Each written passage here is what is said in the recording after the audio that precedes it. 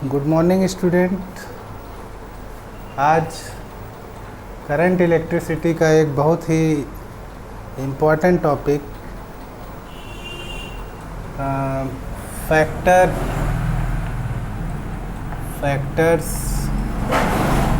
Affecting resistance of a conductor. बहुत ही important topic है, factors affecting resistance of a conductor. किसी conductor का रेजिस्टेंस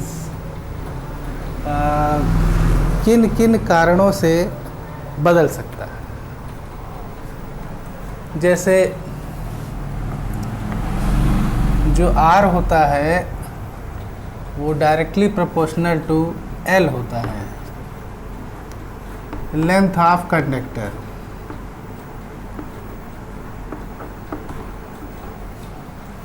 कहने का मतलब, अगर हम कंडक्टर की लेंथ बढ़ा देंगे तो उसका रेजिस्टेंस भी बढ़ जाएगा। R is inversely proportional to 1 upon area of cross section. R inversely proportional होता है एरिया ऑफ क्रॉस सेक्शन का। एरिया ऑफ क्रॉस सेक्शन मतलब क्या हुआ? जैसे ये कोई कंडक्टर है तो इसी को एरिया ऑफ क्रॉस सेक्शन कहा जाता है। Area of cross section. अगर हम इन दोनों को ऐड कर दें, तो ये R is proportional to L upon A आ जाएगा। अगर प्रोपोर्शनैलिटी हटाते हैं तो यहाँ पर एक कांस्टेंट टर्म आ जाएगा। इस प्रोपोर्शनैलिटी कांस्टेंट को हम लोग रो पढ़ते हैं इसको। और ये क्या है? Is resistivity of material. देखिए, किसी भी मटेरियल, अगर मटेरियल अलग अलग है, जैसे स्टील हो गया, एल्युमिनियम हो गया, तो हर मटेरियल की रेसिस्टिविटी अलग अलग होती है। ठीक है, तो इससे हमें ये पता लगता है कि ये रेसिस्टिविटी किस पर डिपेंड करती है? नेचर ऑफ मटेरियल पर डिपेंड करती है। तो हमारे पास ये एक फार्मूला तैयार होता है जिससे हम rho equal to RA upon L, ये एक फार्मूला और निकालते हैं। ठीक है, तो अब हम इससे रिलेटेड कुछ क्वेश्चंस, न्यूमेरिकल्स पूछे जाते हैं, तो उन न्यूमेरिकल्स को सॉल्व कैसे करना है इसको सीखेंगे। ये फार्मूला याद रखिएगा।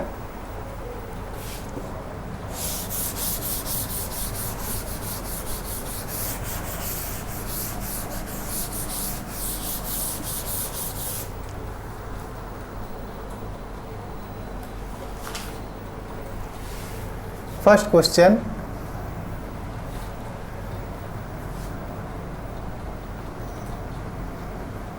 if length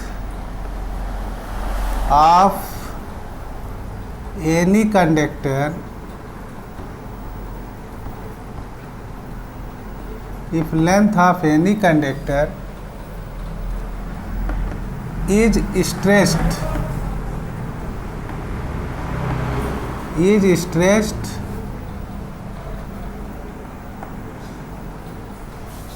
to double of its original length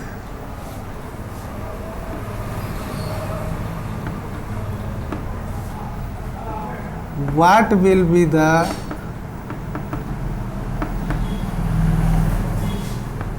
resistance of given conductor। बहुत ही इम्पोर्टेंट क्वेश्चन है।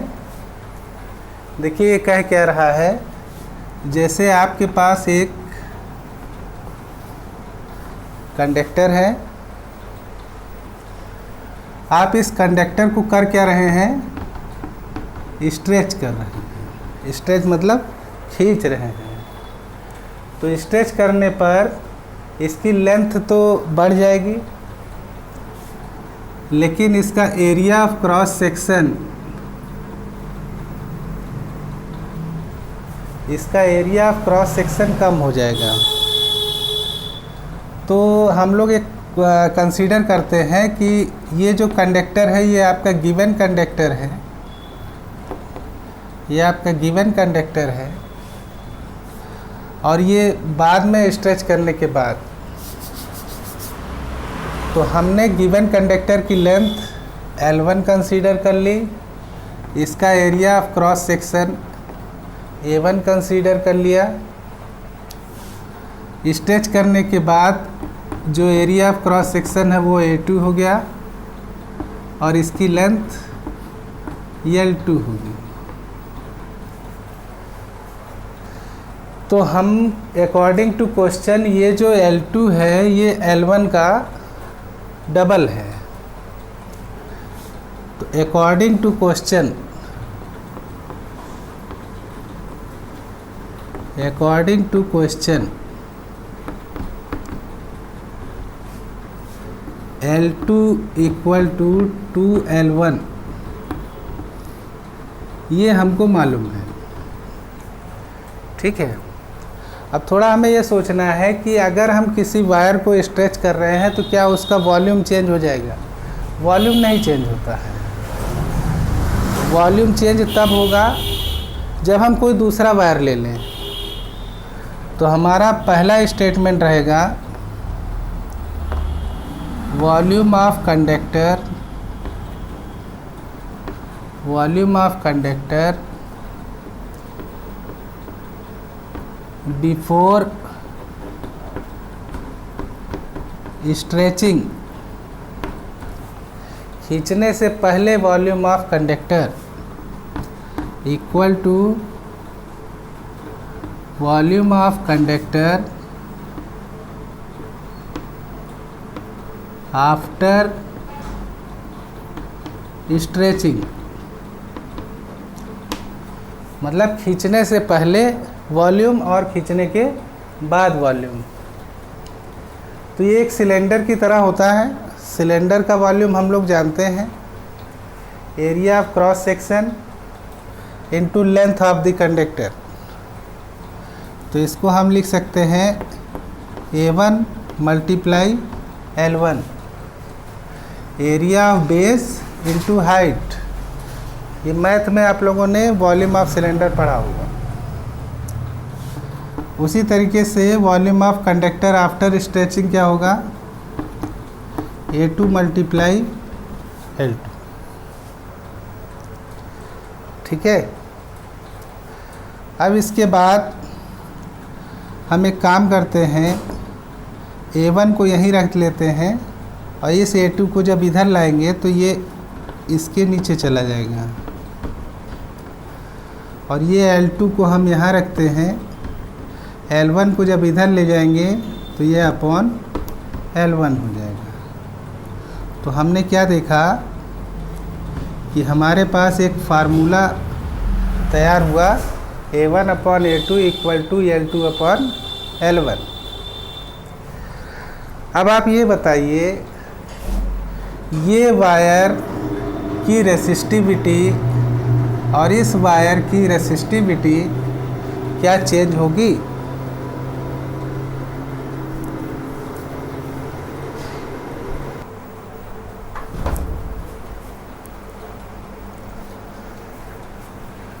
तो क्या ये दोनों वायर की रेसिस्टिविटी चेंज होगी? अच्छा, रेसिस्टिविटी किस पर डिपेंड करती है? नेचर ऑफ मटेरियल पर। अगर ये मान लीजिए पहले कॉपर वायर था तो क्या खींचने के बाद ये कोई दूसरा वायर हो जाएगा? दोनों वायर तो सेम है, तो दोनों की रेसिस्टिविटी भी सेम होगी। तो हमारा एक स्टेटमेंट रहेगा, इसको रब कर दे रहे हैं। इसमें हम अपनी जानकारी के लिए A1/A2 इक्वल टू L2/L1 हमने निकाला है, इसको याद रखेंगे। और ये दूसरी चीज़ ये हमको मालूम है L2 इक्वल टू 2L1। बाकी इसको हम रब कर देंगे।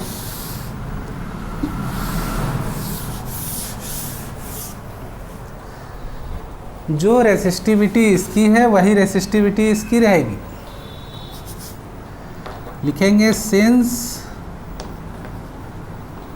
Resistivity of conductor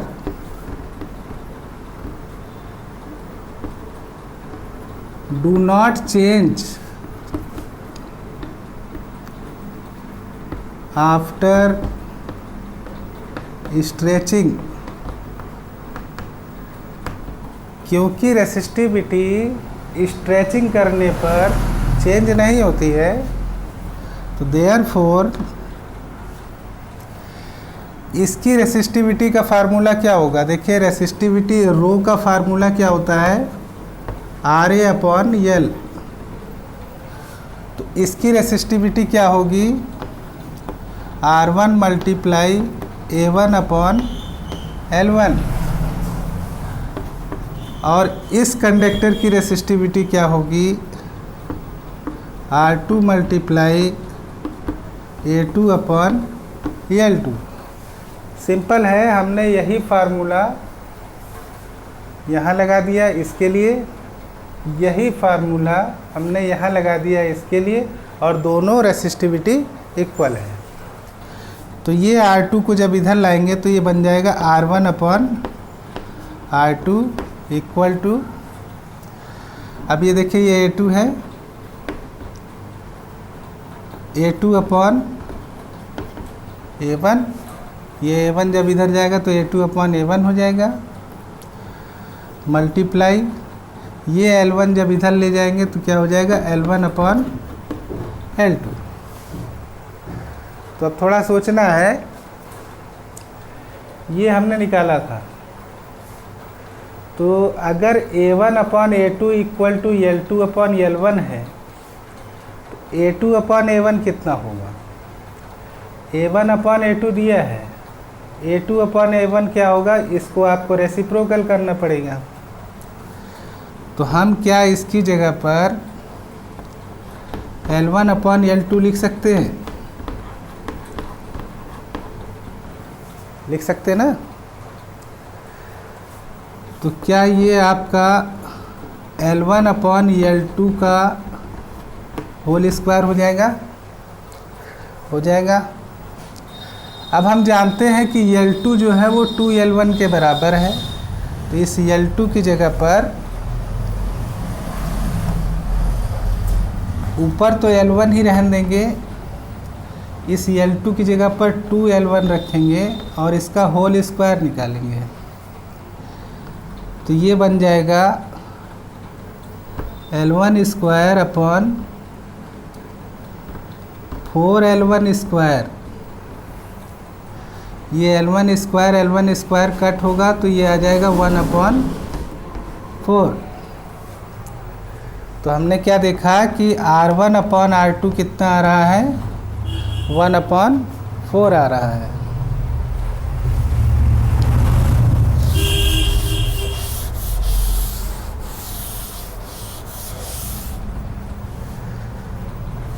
R1/R2 equal to 1/4, cross multiply करेंगे तो R2 इक्वल टू क्या आएगा? 4R1। अब देखिए इसका रेजिस्टेंस R1 है, इसका रेजिस्टेंस R2 है, तो ये R2 जो रेजिस्टेंस है ये पहले वाले कंडक्टर के रेजिस्टेंस का 4 टाइम्स हो जाएगा। ठीक है, तो यहाँ पर हमको आंसर क्या लिखना पड़ेगा, therefore resistance will be 4 times after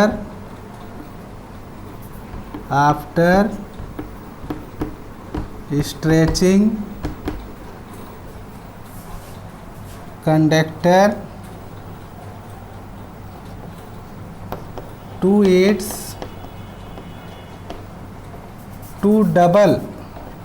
double of its length. कहने का मतलब है कि जो रेजिस्टेंस है वो 4 टाइम्स हो जाएगा अगर हम कंडक्टर की लेंथ को डबल करते हैं। तो इतना आप लोग सीखे। अब हम आपसे एक क्वेश्चन पूछना चाहते हैं।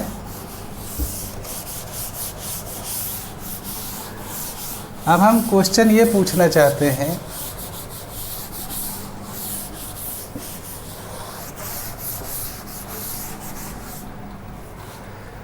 अगर मान लीजिए कि हम ये रेजिस्टेंस है इसको हमने स्ट्रेच किया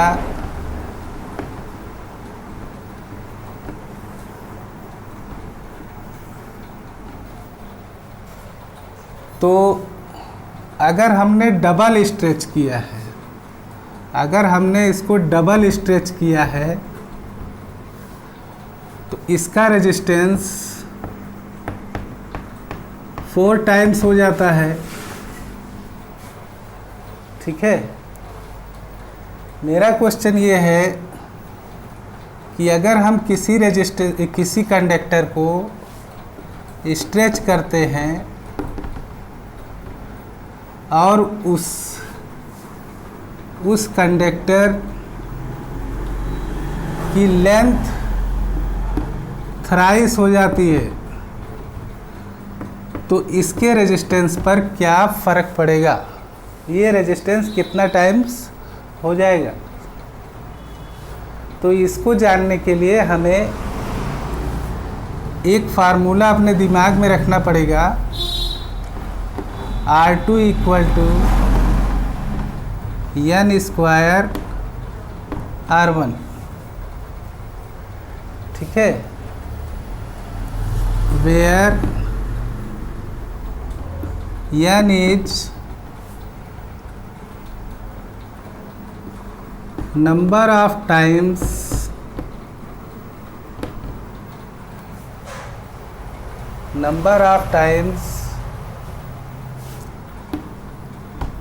length increases। ये जो n है ये नंबर ऑफ टाइम्स लेंथ इंक्रीसेस बताता है। मतलब हमने किसी कंडक्टर को अगर 2 टाइम्स कर दिया, डबल मतलब क्या होता है 2 टाइम्स, तो उस कंडीशन में हम n की जगह पर 2 रखेंगे। कहने का मतलब कि अगर हम डबल करते हैं तो हम R2 इक्वल टू n की जगह पर 2 रखेंगे तो हमारा आंसर आएगा 4R1, जो कि आया है 4 टाइम्स। लेकिन अगर हम 3 टाइम्स करते हैं तो हम इस फार्मूले में n की जगह पर 3 रखेंगे तो ये हो जाएगा 9R1। कहने का मतलब ये जो कंडक्टर है ये आपका 9 टाइम्स हो जाएगा, 9 टाइम्स। अगर हम इसको 5 टाइम्स करते हैं, किसी वायर को स्ट्रेच करके उसकी लेंथ को 5 टाइम्स बढ़ा देते हैं तो उस कंडीशन में यहाँ पर n की जगह पर आपको 5 रखना पड़ेगा। 5 square R1 that is equal to 25 R1। तो हमें ये पता लग जाएगा कि वो कंडक्टर कितना टाइम्स है, 25 टाइम्स रेजिस्टेंस उसका बढ़ जाएगा। देखिए अब इसमें यही क्वेश्चन नहीं आता है, स्ट्रेच वाले ही क्वेश्चन नहीं आते हैं। इसमें हमको एक क्वेश्चन ऐसा भी पूछा जाता है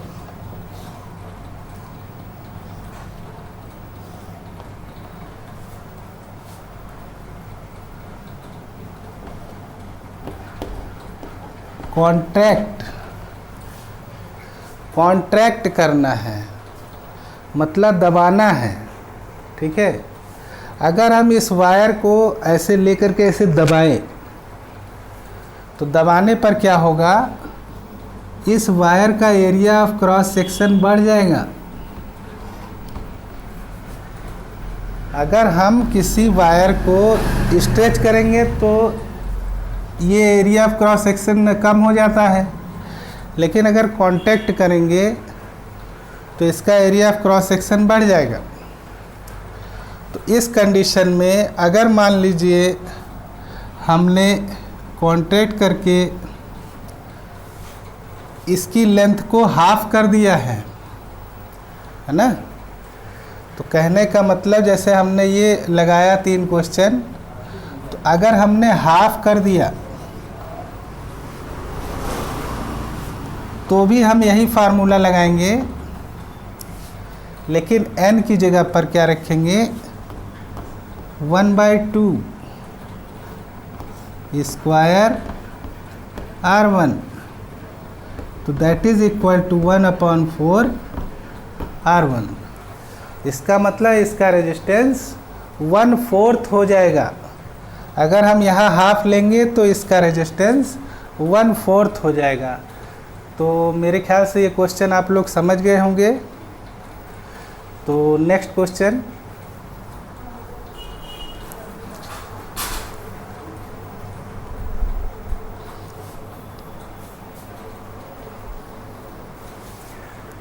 if area of cross section of a wire is doubled is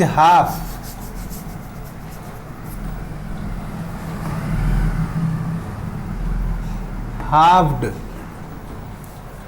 after stretching, what would be the resistance after stretching? देखिए हमको ये जानना है कि जैसे ये आपका एरिया ऑफ क्रॉस सेक्शन है किसी वायर का, हमने इसको स्ट्रेच किया, हमने इसको क्या किया, स्ट्रेच किया। तो स्ट्रेच करने पर क्या होता है, एरिया ऑफ क्रॉस सेक्शन छोटा हो जाता है, एरिया ऑफ क्रॉस सेक्शन छोटा हो जाता है। तो हम यहाँ पर area of cross section A1 ले लेते हैं, यहाँ area of cross section A2 ले लेते हैं, इसकी लेंथ L1 ले लेते हैं, इसकी लेंथ L2 ले लेते हैं, इसका रेजिस्टेंस R1 ले लेते हैं, इसका रेजिस्टेंस R2 ले लेते हैं। According to question, according to question ये कह रहे हैं कि ये जो A2 है इसका एरिया इसका हाफ हो गया है। क्या हम दूसरे लैंग्वेज में हम ये नहीं कह सकते कि ये एरिया इसका डबल है? हम ये भी तो लिख सकते हैं कि ये जो A1 है ये 2A2 के बराबर है, लिख सकते हैं कि नहीं भाई? ये हाफ है इसका, तो ये कितना है, ये इसका डबल होगा। क्लियर है? इसमें भी फार्मूला वही लगाएंगे, वॉल्यूम बिफोर स्ट्रेचिंग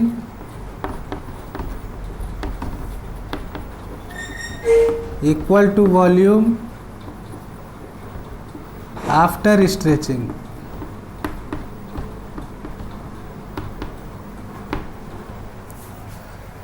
तो ये आपका आएगा A1 multiply L1 and that is equal to A2 multiply L2। ठीक है, तो क्या हम L1 upon L2 equal to A2 upon A1 होगा, इसको निकाल सकते हैं कि नहीं? निकाल सकते हैं, है ना? ये चीज़ हमको आना चाहिए। अब हम ये जानेंगे कि जो रेजिस्टिविटी है, इसकी रेजिस्टिविटी और इसकी रेजिस्टिविटी चेंज तो होगी नहीं, क्योंकि दोनों एक ही वायर हैं, स्ट्रेच किया गया है।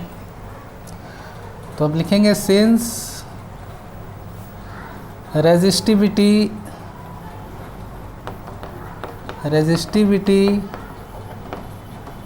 do not change after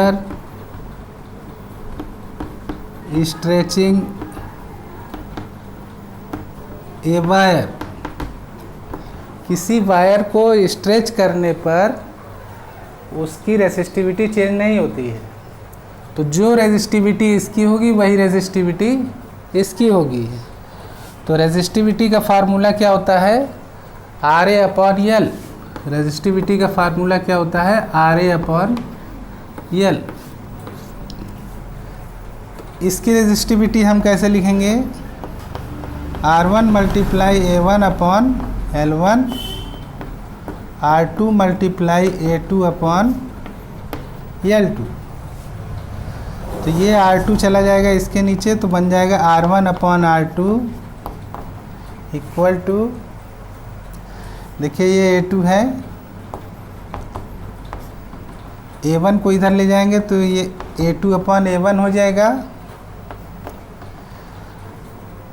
ये L1 को इधर ले जाएंगे तो ये बन जाएगा L1 अपॉन L2। तो अब हम ये देख रहे हैं कि हमारा क्या चीज़ चेंज हो रहा है? Area of cross section change हो रहा है, मतलब गिवन है। तो हम इस L1 अपॉन L2 को इस फार्मूले से चेंज कर लेंगे। तो ये हो जाएगा A2 अपॉन A1 मल्टीप्लाई, ये देखिए L1 अपॉन L2 की वैल्यू क्या है? A2 upon A1। तो क्या ये आपका A2 अपॉन A1 का स्क्वायर हो जाएगा? अब हम ये जानते हैं कि ये जो A1 है ये A2 का डबल है। इस A1 की जगह पर ये रख देंगे, तो ये हो जाएगा A2 upon 2A2 whole square. Clear? इसको रब कर देते हैं।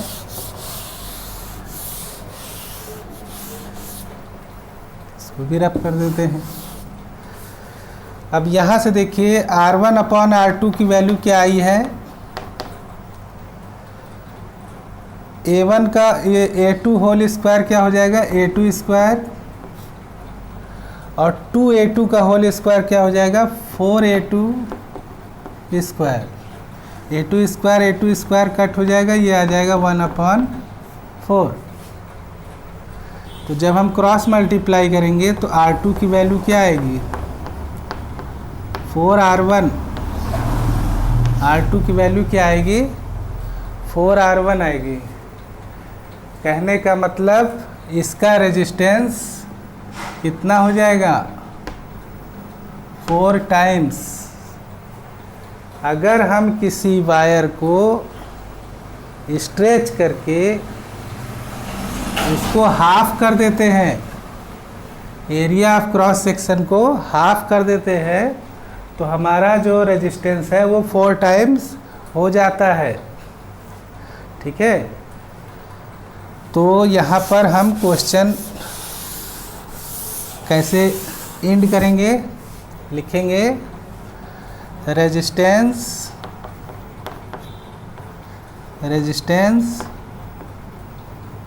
would be the 4 times after stretching wire। ठीक है, ठीक है। अब इसमें क्वेश्चन कैसे पूछा जाता है, इसमें आपसे क्वेश्चन कुछ इस तरीके से पूछा जाएगा।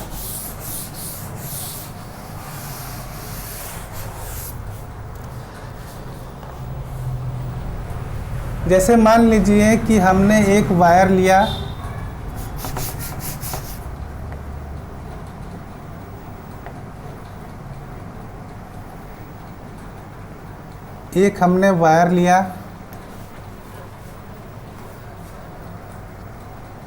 उसका एरिया ऑफ क्रॉस सेक्शन मान लीजिए A1 था।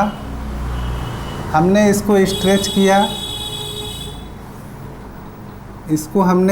किया,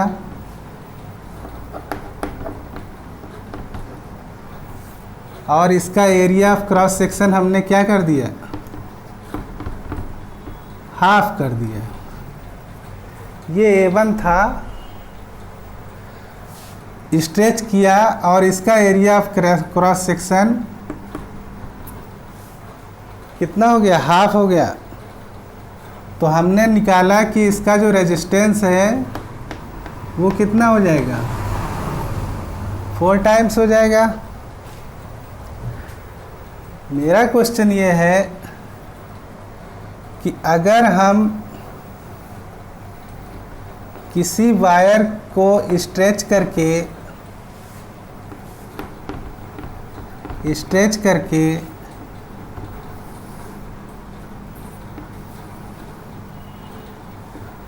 इसके एरिया ऑफ क्रॉस सेक्शन को 1/3 कर दें, 1/3 ऑफ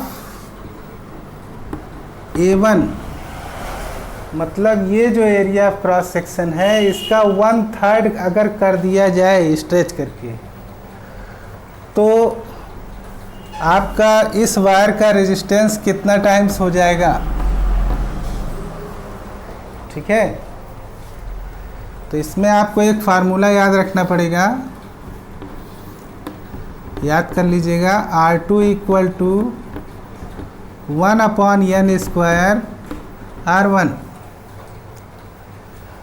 देखिए पिछले वाले में n² R1 था, एरिया ऑफ क्रॉस सेक्शन के लिए 1/n² R1 रहता है। तो इसमें हम ये देखते हैं कि n क्या है, where n is the number of times of area of cross section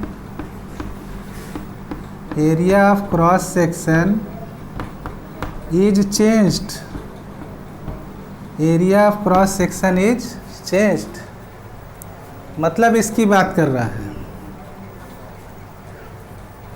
तो हम दोनों कंडीशन में चेक करते हैं। पहले कंडीशन में ये फार्मूला लगा करके चेक करते हैं 4 टाइम्स आता है कि नहीं। अगर आ रहा है तो वैसे ही हम दूसरे क्वेश्चन में लगाएंगे।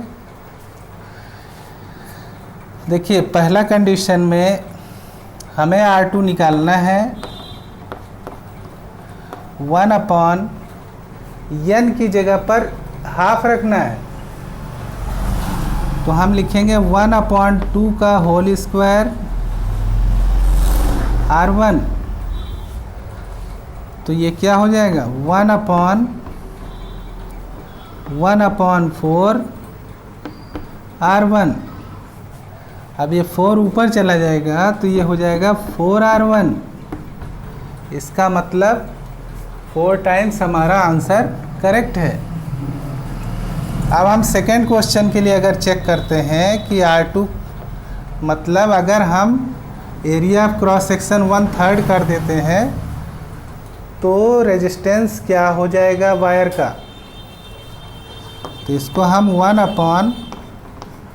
1/3 square R1 equal to 1/9 equal to 9R1। इसका मतलब ये आपका 9 टाइम्स हो जाएगा। इसका मतलब ये 9 टाइम्स हो जाएगा।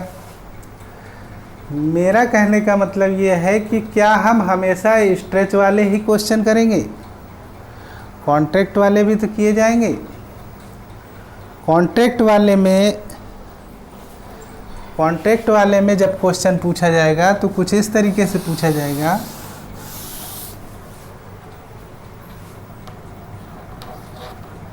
कि हमने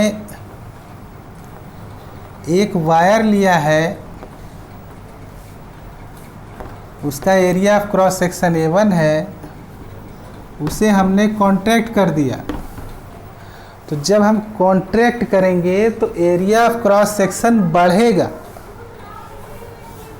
एरिया ऑफ क्रॉस सेक्शन आपका बढ़ेगा। मान लीजिए कि जो एरिया ऑफ क्रॉस सेक्शन है ये डबल्ड हो गया। किसके?